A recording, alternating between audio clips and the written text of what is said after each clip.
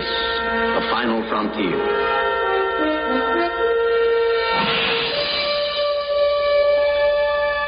These are the voyages of the starship Enterprise.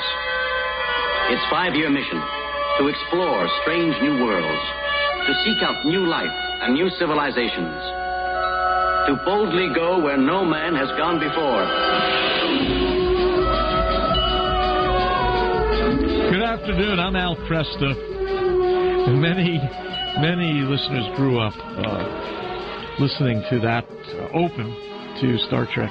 And my guest right now, Stephen Greydanus, will offer us some reflections on Star Trek, its incredibly influential impact on pop culture, and, of course, this is all initiated by the passing of Leonard Nimoy, Mr. Spock.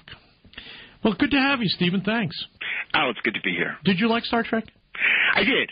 I liked the original series. It was unlike anything else that was on television at the time, or unlike anything that had been. And then, of course, later on, after it was canceled, it only ran for 3 seasons, and they only produced 78 episodes. Years ago, when I was on the air in Detroit, I enacted an interview with Gene Roddenberry using a guest. I didn't interview Roddenberry, but I had an interview of his in the Humanist magazine.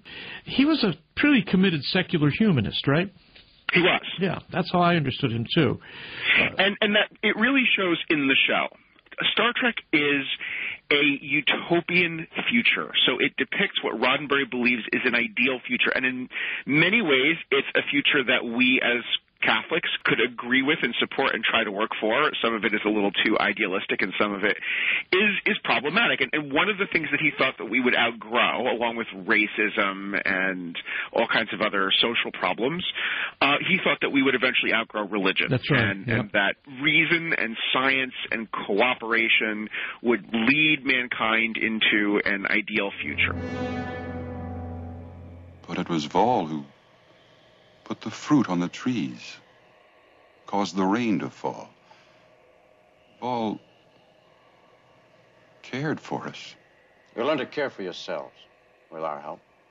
And there's no trick to putting fruit on trees. You might even enjoy it. You'll learn to build for yourselves, think for yourselves, work for yourselves, and what you create is yours. That's what we call freedom. You'll like it a lot. Kirk, he's the alpha male, of course, but he's also represents a broader learning than, or more humane learning than Spock. With respect to human nature, that is true. One of the things that Star Trek does is it has a kind of a Gulliver's Travels approach to human nature, where particular planets and cultures and races all represent different facets of the human experience. Mm-hmm. And so Spock represents logic and science and learning. Now, his character becomes more complicated as time goes on. Mm-hmm. He develops this mystical side to him. Right. And so he becomes a kind of a backdoor into the Star Trek world for meditation and spirituality and ultimately for religion itself. Mm-hmm. But he also he's kind of religion in a sort of a Zen Buddhist mode. That's right. But Spock represents a kind of atrophy of emotions or a dearth of emotions, and Kirk has a lot of fun goading him about that and pointing out that he's not really as emotionless as he seems. That's right. How did the original cast of Star Trek see the impact of the show on popular culture? I think that they knew it while the show was going on. I think it was very deliberate. What you had in Star Trek, and Roddenberry was very canny in setting this episode in the future. You know, you had Nichelle Nichols as Uhura.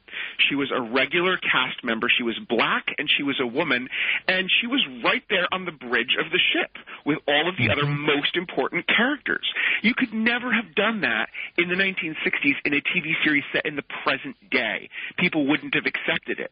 But what Roddenberry did, which is exactly what Martin Luther King Jr. did in his I Have a Dream speech, was he projected his dream into the future. He said, this is what it may be like now.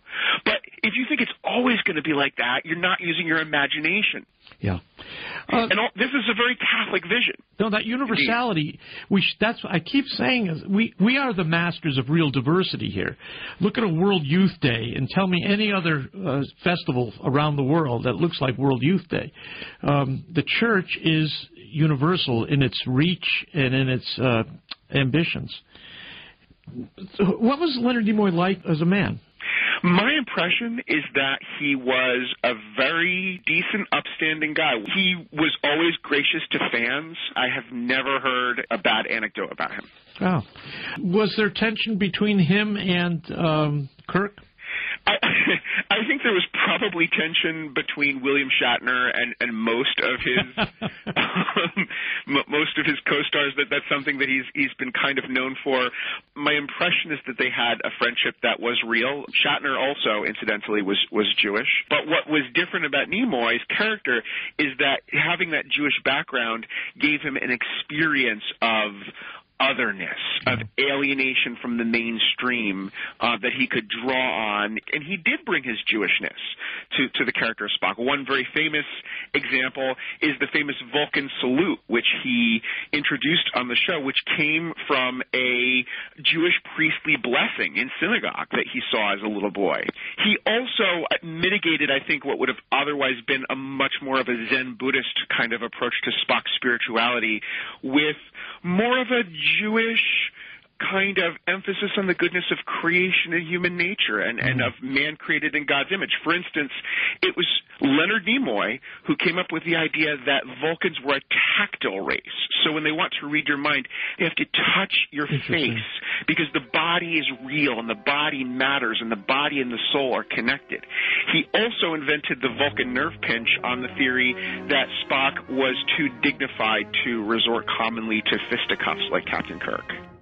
I never was a Trekkie, but it is a nice thought to think that the Vulcans were a tactile race and that Spock needed to use matter to be effective. It's like the biblical view of the world. Matter is real, matter is good, matter was God's idea.